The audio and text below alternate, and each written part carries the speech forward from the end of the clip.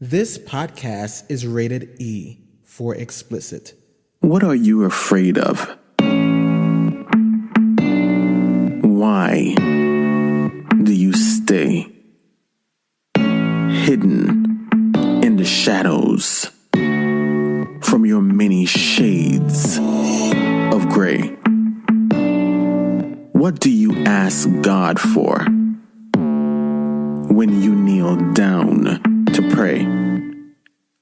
When you get tired of hiding, but lack the courage for the deciding? What do you want from me?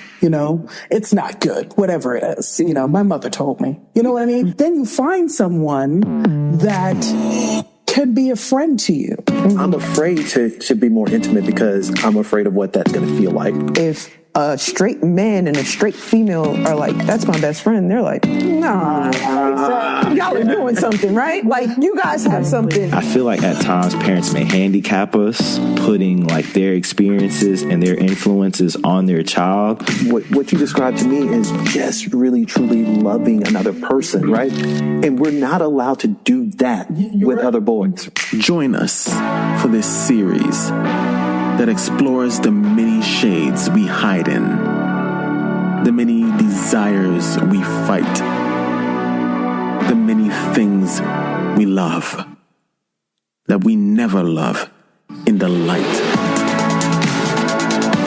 The very thing you've been afraid to say.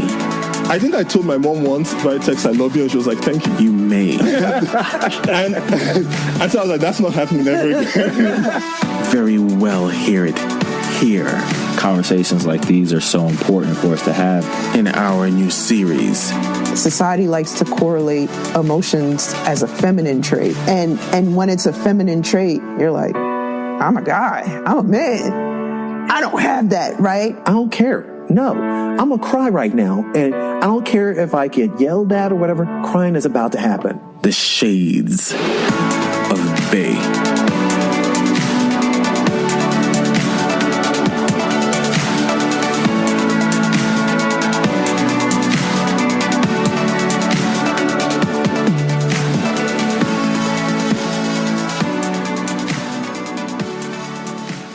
You met me in the midst of many things.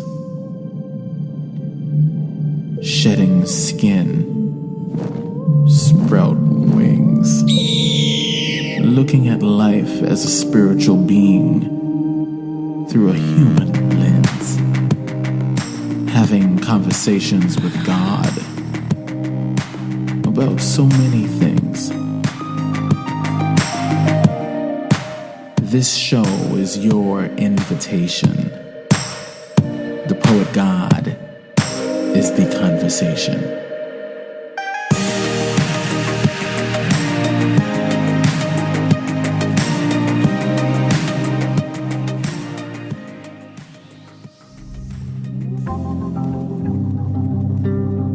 In this follow-up from our previous installment of our Shades of Bay series, we pick up our conversation where we left off in an unconventional affair, which was inspired by Black Mirror's Striking Vipers episode, where two best friends found themselves in a virtual entanglement that rooted itself much further and deeper than either of them would ever imagine. As our conversation progressed, we found ourselves unpacking what some would say the cheater knows best.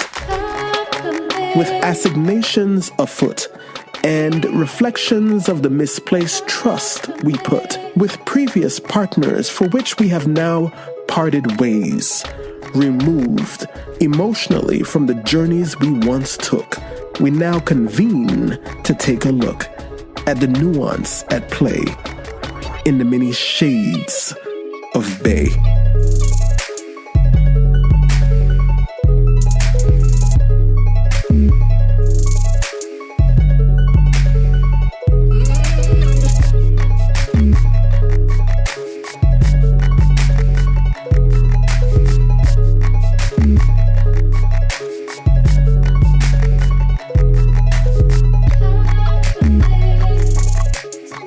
I think you can cheat. You can do something that without my knowledge, and you're hiding it from me. You know you don't want me to know this because you already have an understanding that it breaks the commitment we have to each other. And it's funny because I could just feel like you could have told me this and I would have been okay with it. But the fact that you engage in deceit hurts me. Yeah. And so that already just makes it cheating for me because you have the kind of understanding that it broke the terms of our relationship. So if, say a scenario where you're in a relationship with somebody and they didn't have sex with the other person, but they are engaged in an emotional experience with them. And if they told you, hey, it was I still love you, but I am having strong feelings with whomever the other person is. But I want to be open with you that I'm feeling this way as well. Where would that register for you? I wouldn't consider that cheating, number one. And then I would be curious as to, I guess, how we see that evolving.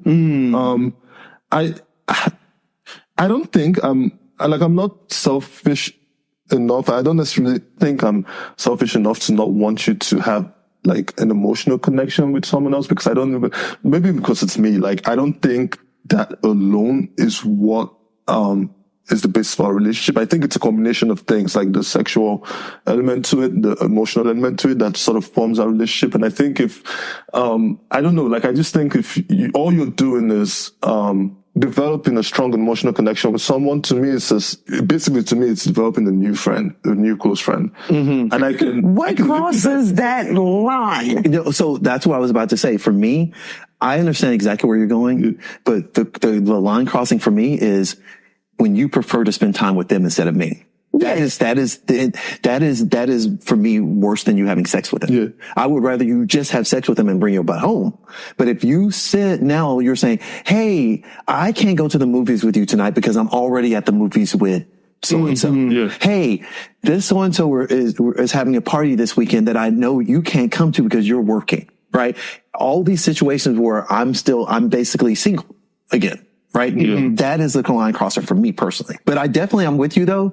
I wouldn't want to be the type of person who's like, you're tied up, you can't go nowhere. Right? No, because that makes no sense. I'm very aware of the feeling of being left out, right? Mm-hmm. But not just left out because I expect you to do things, but consistently, where it becomes a pattern that I'm not involved in your life. Mm-hmm. That would also hurt me, by the way. Like, well, I guess like in my head, I just wouldn't frame it as cheating. I would frame it as, deceitful. So that's the other thing. Because I like what you said about deceit, because you're right. That even if no sex, if you just hid it from me, that would be a problem, right? But if you tell me this, I'm keeping my eyes open to see how often you're hanging out with so-and-so. Yeah, I guess I wonder, like, if it's, cause I think I would also feel funny if like my partner, just became a different person around a friend, even if it's a friend. Yes. And it could be a female friend, and I think my partner is straight as far as I know, and like, but I'm still like, why do you light up when she walks into the room? When I walk in and stuff, like that would bother me. I wouldn't necessarily even go to cheating, but I would just be like, this is actually hurtful. But I think it's it's along the same lines of what I'm talking about, right? But imagine that as a prolonged thing, though. Yeah. Like one time is not going to bother me. I might get bothered, but I'm not going to think anything of it. Mm-hmm. But if it's something where you're constantly trying to create situations where either you're involved with that other person and I'm not involved, or you're just like, no, I'm going out for the next couple hours. Really though? Mm-hmm. What you doing with the next couple hours? Who you with? I think you also get the sense of, even when you're not there, how the other person represents you and your absence. For example, you could introduce me to a new friend, as we were partners, you could just introduce me to a new friend and the person said, gosh, I feel like I know you because so-and-so always talks about you, where, and then it's a different thing, right? You get the sense that that person is bringing you carrying you with them in a sense, and they're always talking about you, they're always sharing.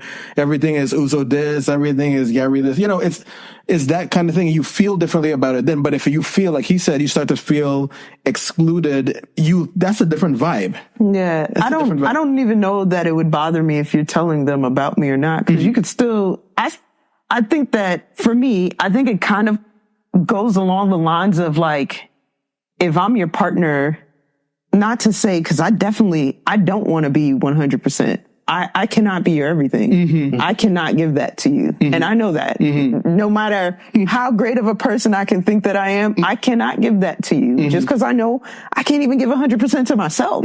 Right?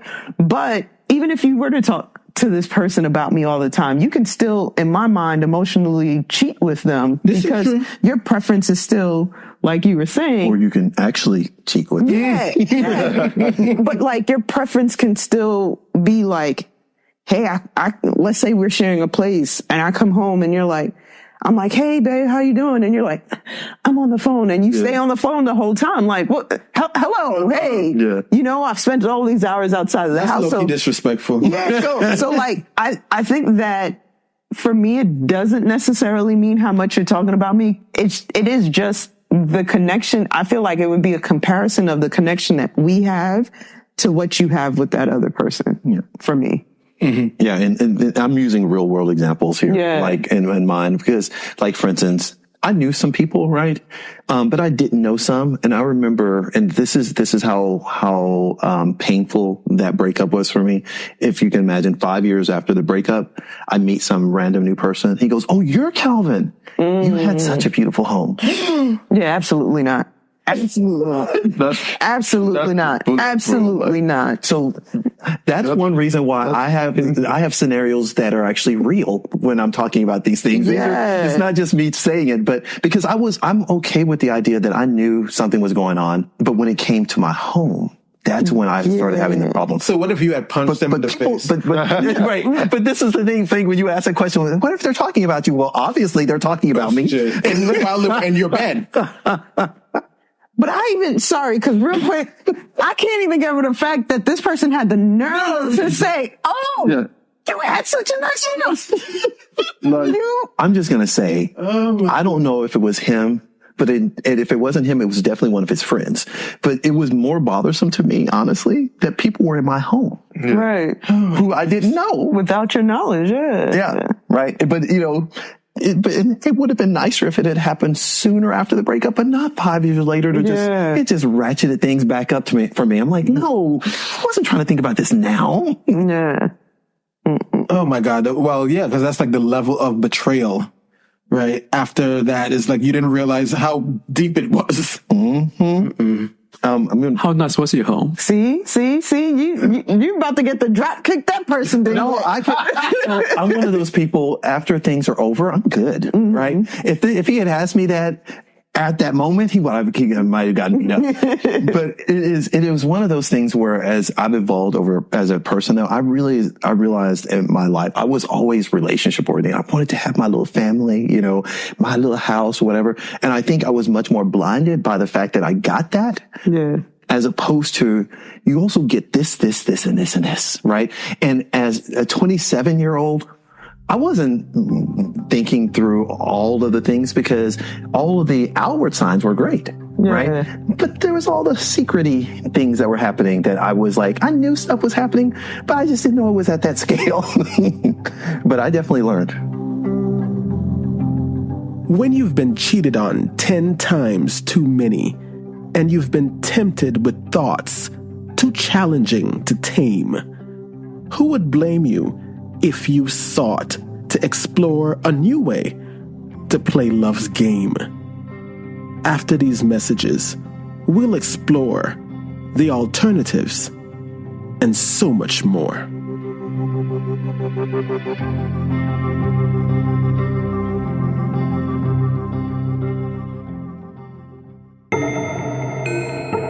They say two is company. Can you continuously have sex with other people without that shit invading your current relationship at some point? 3, a crowd. These open relationships are one-sided. there is a certain level of selfishness that starts them. But what happens when busy bedrooms get a little too loud? And that's why I think these scenarios where people bring other people in their bedroom to spice up their love life ends up putting too much spices in the pot. And then nobody can eat the shit. Exactly. Listen to Busy Bedrooms, Season 3, Episode 4. And after you follow the Poet God podcast on your favorite podcasting app, a quick search of the Poet God on Twitter and Instagram will connect you to just what we have on tap. And if you're not that social, at thepoetgod.com, we got your back.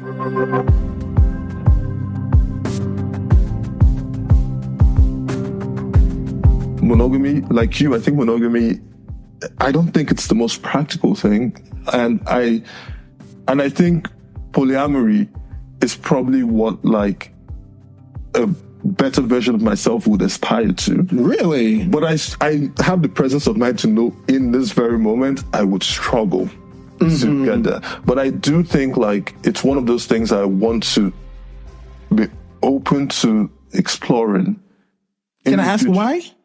Why I'm open to exploring it? Yeah, like why is it polyamory for you? I don't know, like, I just think, like, I don't think exclusivity, in sexually and emotionally in that form is necessarily, I mean, we see all the time that people seek more. And I think monogamy is about making the choice to suppress those things, to stay with that person. I wonder, like, why, if you don't have to suppress it, if you can actually have this relationship in this way with one person, but also share that with a different person, and why would you limit yourself in that way and suppress those feelings, I guess. And I think, like, even though it's something I struggle with in this moment, I think it's something that I commend people for when they're able to get to a level of grace with it. Because it's all about learning. Like, the reason I struggle with it is because I was raised in a monogamous environment. I grew up learning, and that's how it should be. And then you start, it's like, why am I jealous over, like, why am I so possessive over this human being and jealous over this? I don't like that about myself, per se. And I don't consider it to just be the normal thing, because that's what I've always observed. And so I hope maybe one day I'll break out of it. I don't know. That jealous thing. And I think that that's probably my root. I don't want to be jealous because you find somebody attractive. I can't control that, right? However, I still want you to be mine, right? And so I struggle with polyamory because I want to have that, but I also don't want to be so tied off that I take away your humanity. Because I do think as a human, you're going to see a whole bunch of things you're attracted to. And one day you're going to slip, right? Or you might slip, right? But I don't want to be so tied to the idea that I have to have only you for the rest of my life. Or same, you have to only have him. Yeah, I get that. That's what I'm saying. I think it's a matter of being open, right? And trying to have those discussions and see where things work and where things don't work, right? So even kind of going back to the episode, they found a way to make it work for themselves. I could do it. I don't want to have an open relationship, but that one day a year thing, I could probably do. Yeah. It wasn't one day a year. It was like one day a month. Yeah. I thought it was one day a year. No. Who the fuck could wait a year? Yeah, no. It was once I'm going to assume it was once a month. And the only reason why I say that was because there was a point where Carl, he was the friend, he had said, like, well, we could just do this once a month, and he had it marked on the calendar. Yeah, he marked it on the calendar once a month. Yeah. I desire a monogamous thing. I don't think I'm built for the other stuff. But do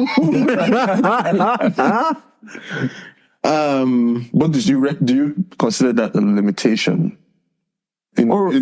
Just in terms of your perspective. Oh, for me personally, is it a limitation for me? Is it like just something you just think, okay, it's cool, it's whatever? Do you think like... I don't think it's a limitation. For me, I don't think I would experience it as, because I'm monogamous with you, that means I can't do X, Y, and Z. I feel like, I think I look at it in another sense that I want to borrow a phrase from Fantasia, I want to go in deep with you. Right. She has a song that says, I want to go in deep with you. And for me, that means that I want to, I want to see our relationship evolve, to a point where we know each other in very deep ways that, doesn't often happen. And maybe that's because of how I started out, as I had shared, in a previous episode, with those intense emotional connections that kind of like opened my eyes really early that, wow, you could really have these amazing, deep intense connections. So seeing that I had that experience, that's what I know is possible within myself. And I want to explore that with somebody else who's also capable of that. Do you not think that? And I'm just trying to throw out extra questions, so I'm not. I'm not telling you that you're wrong, because I think it is your opinion and you're valid to have it. But do you not think that even exploring relationships with other people simultaneously allow you to get deeper in these connections? Because, and what I mean by that is if you are in one relationship with one person, you only know to go as deep as you guys are exploring. But if you have somebody else forcing you to go deeper, it might make you check in and be deeper with this other partner as well. Yeah, and I think that's all very possible. Calvin looks overwhelmed at the moment. Grabbing my pearls. He's clutching his pearls right now. Oh my gosh. I have not experienced that simultaneously, but it doesn't mean that I don't think it's possible. Oh, because I was going to ask, do you think getting to that depth of emotional connection requires that you pour all your emotional energy into this one situation? Is that why you do not want to explore polyamory? Yeah, I think that is my nature. I think it's very much my nature to go in and give it everything that I have, because I don't know. I don't want it to be said that it wasn't because I didn't, you know what I'm saying? Like, and so I tend to, once I feel that there's a connection on the other side, I tend to explore that fully before I think, but I don't know. It's weird, because once I'm connecting with one person in that way, it's almost like everything outside of that, as far as people who might want to connect with me romantically, they don't exist. You know what I'm saying? And the funny thing is that you asked me that, because I was saying to my coworker yesterday, we were having lunch and we were talking about when you're engaging with somebody like that. And apparently he's just like me, because he said the same thing. He was like, I need to know that person is not wasting my time, because I don't do the dating around thing. If I'm dating you, I'm dating you. And I need to know that you want to explore this, you want to go where we're going, so that if you're not, I can do what I need to do with myself to bring this to a close, so that I could be fully present with whomever else may want to engage me on that level. And I don't know, maybe there's something about us, or people who are like that naturally, innately, that's the way we are. I don't know why that's the way we are, but I feel like, Fair enough. Yeah. No, I was basically kind of agreeing with Carl, because I think with relationships and stuff, I think for me, it's mostly to the point of being open. I think when you start with the foundation of everybody being open of where they are and what they want, and talking about things that you may feel uncomfortable with, but feeling comfortable to at least sharing that, and each person being validated by them, being able to say that. And I think from there, it's easy to go to the path where you can explore different things. I think the biggest thing is getting to the foundation where we feel comfortable to be sharing, being comfortable and be honest with ourselves and who we are. I think beyond getting to that point, then we can explore. But I don't think we should explore other things until we get to that basic foundation in place. Right. That's how I feel for myself. Yeah, I think that's a good point. I think you're right. You're trying to build a house on the sand otherwise. Yeah. You know what I'm saying? Because if you don't have a strong foundation, there's not the trust established there for you to begin talking to me about some polyamorous shit. Like, listen, I'm gonna need you. I need to know I need to be secure in this first before we talk about the other. I get that. That's a really good point. And I think that that's the lack thereof with certain situations where people like maybe they don't want to talk about that because they feel that the foundation isn't stable to begin with. are we talking about situations where you're already in a relationship, already connected or whatever? You're not talking about the exploration of whether or not we're going to be in a relationship? Well, for me, it was basically talking about, I think it was to the point of we were asking like what your vision is, like for whether you're in a relationship or not, or your future self, where do you see yourself? And I guess for me, that's where I see myself, at least getting to the basic foundation of we both being honest with where we are and who we are, and us feeling comfortable to share things we may feel uncomfortable, and getting the other person to feel comfortable with you being open. And I think once we're there, we're being able to, and we're all confident there, then I think we can get to the point where we can talk about other things, explorations. But I think getting to the feeling foundation point where everybody's on the same page, I know where you're coming from, you know where I'm coming from, there's nothing hidden on what we're talking about, we're good. Now we can talk about other things. Right. Wasn't that dynamic kind of at least touched on in that movie with Robin Williams and the old movie where he was Birdcage? Birdcage. Yeah, I remember. I remember a different movie. So I remember them having a conversation on a bench, at the boardwalk, where they were talking about. There was one of the partners was insecure, not Robert Williams' character, but the other character was feeling insecure in the relationship because of all of these new people coming around, and the mother of their son and so forth, and I guess there was reason to feel some insecurity there. But I love what he said to her, which is, I am in this with you. You're always going to be my person, so forth and so forth. Of course, he expressed it more comically, but it was that sentiment. I think that's what people want. They want to know that, before you talk to me about all of this other stuff, how are we?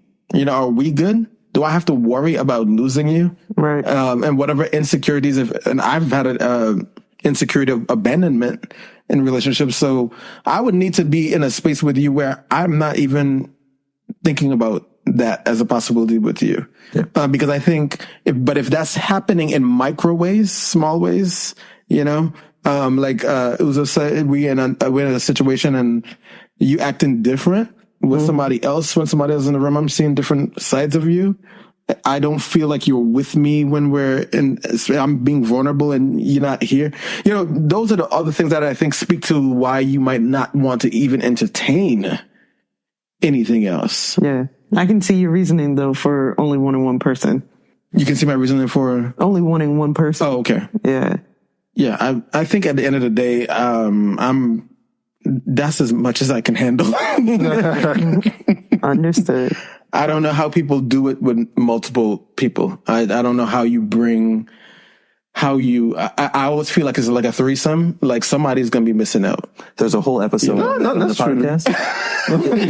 There's a whole episode on the podcast. I think you should let people know what that one is. Tell them. I don't know the episode numbers. Which one is it? The one where we talked about open relationships and everything like that. Right? Oh, busy bedrooms. Yes, busy bedrooms. I'll play the trailer. No, but just like what you brought up makes sense, because I don't think we need to rehash it. That episode does it pretty well. It really does. So I've expressed, like, I don't know, like what you said did make me, I guess, think about my situation differently. And maybe not, because I did use a term, like a better version of myself would be comfortable with polyamory. And then maybe it's just a different version of myself. Maybe there is no right or wrong per se.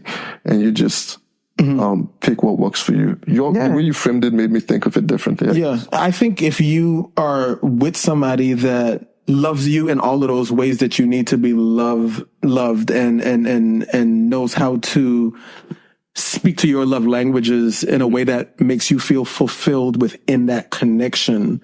I think when you're there and you feel that innately, then if they came and say to you, hey, I want to explore this or whatever with you, I think you'll be more closer to, of course, because if that is in place. But if it's not, then even though you might not be able to articulate, like, there's that. And so I'll say that for myself. I haven't experienced that yet. Maybe if I do, then I'll have an inclination to be more open to that. It's almost like check these things first before, and see if those doors open. You know what I'm saying? And see how that goes. Yeah. And one thing that you said that resonated with me a lot is the fact that you set an aspiration, right? No matter whether I agree with that aspiration or not, I love that because it's about trying to be more open and actually making sure that you are evolving as well, right? Like your aspiration is to continue to evolve. And I love that so much because so many of us, get set. And this is all I consider without thinking about the fact that you're going to grow. Are you going to fight that growth or are you going to encourage that growth? And I love that because I feel like that's where I am right now at my stage is I'm encouraging myself to grow more, right? Mm-hmm. The one thing I did want to say to the whole thing about jealousy is I feel like that could go both ways in terms of I don't like feeling that way either. But at the same time, why am I feeling that way? Right? Mm-hmm. It could be, is it insecurities within me? Mm-hmm. Or am I observing behavior unchecked, whatever, that's causing me those feelings? Is it that? Is it a little bit of both? What is it? I think that's worth exploring too. I don't know what the situations are where you experienced that, what was going on the other side. If they were behaving in a way or doing something that made you feel that you had to be, I guess it's more in general with the concepts of polyamory, right? So like in my present state, I can't do it because I get jealous and possessive the more emotionally connected to you I feel. Mm-hmm. And so, you know what I do want to know? If you can describe that. Yeah. What does that actually look like when you say that? Like you say you get, possessive. What is that? How does that look? It's not like any obviously harmful way or whatever. It's just, I think of you as my person. Mm-hmm. And I guess I can't rationalize this, but I then think of the thought of someone else having you in the ways that you would had. Yeah. Right. It's just been problematic. Yeah. So I want to think about the definition of the word jealousy because you're right. You cannot rationalize it because it's not a rational thing. Right? Yeah. It is an insecurity. What you described before with what you're seeing, that's a different thing than jealousy. Because jealousy is an internal insecurity, right? What you're seeing is things that are probably making you a little bit more upset, right? But it's not necessarily jealousy because jealousy, it would be coming from the inside. Okay. Right? Yeah. What you're seeing is, hey, I'm noticing some patterns, right? Right. But jealousy is the thing that, like, even if those patterns aren't there, you're still feeling them, right? Hey, I don't really want to go hang out with them because that's going to make me feel bad. So are you saying when the other person in the equation say, oh, that's not what's going on, you're just jealous? Are they gaslighting you? But I mean, I think a lot of times a lot of gaslighting really sometimes is also a projection, right? Because that's how they would react. Emotions are super powerful, but they're not rational. Well, I also just think that people don't necessarily know how to handle them. The truth of the matter is we don't know how to deal with our emotions. And that is the reason why so many times we can be in spaces that people's emotions go 0 to 100 because we don't know how to do it. We also don't know how to recognize it. Do you know how to recognize anger before you get overly upset? Probably don't, right? So we can't address it until we get to that point. You also don't know how to recognize this feeling of jealousy before it comes to the head, right? So we don't know how to deal with those things. So when we get to it, it is really just this place of it's so much that these are feelings that you're trying to process very quickly in a space, and that's why sometimes things go left very quickly. Right. That's why conversations like this need to happen. Yeah. Because I do feel like, what we do here is helping people explore, right? Because we may be saying some stuff that people have been thinking about, but they don't know what to do with it, right? And I do like your exploration of it. Because obviously you recognize the fact that you can be jealous and possessive, and you just admitting that is a huge deal.